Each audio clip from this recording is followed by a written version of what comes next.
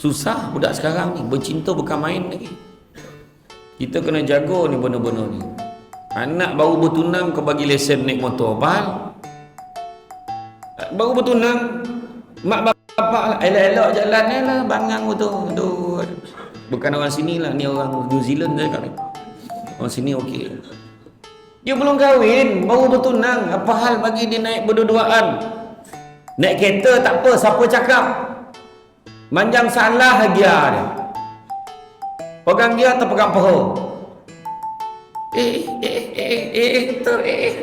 Tu.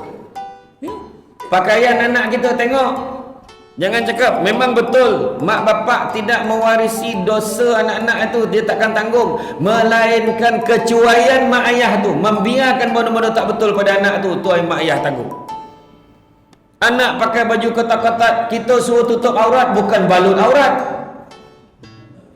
Ketat pakai dalam ketat dekat dada ni ada tulisan-tulisan, ada manik-manik berkilat-kilat. Orang lelaki silau, dah silau terpaksa dah baca. Apa dia tulis tu? Macam tu lah. Baju ketat, menyala-nyala tulisan. Bila dah dekat-dekat, tengok rupanya tulisan ni tulis apa tengok-tengok. Astaghfirullahalazim. Lepas tu dia pun menjeling. Dia nampak kata pasal tengok. Dan menjeling. Rupanya kat belakang ada tulis, kalau nak cakap. Kita pun cakap, dek, manalah kau dapat baju ni, dek?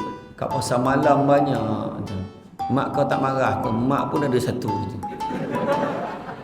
Tapi mak kau pakai, dia pakai untuk ayah kau kat rumah, bukannya untuk sesiapa. Engkau ni pakai untuk siapa? Anak pakai ketat-ketat, anak pakai, itu punca kadang-kadang menyumbang kepada masalah-masalah kat luar. Kes-kes rogolnya, kes-kes sumbang mahramnya, macam-macam hal.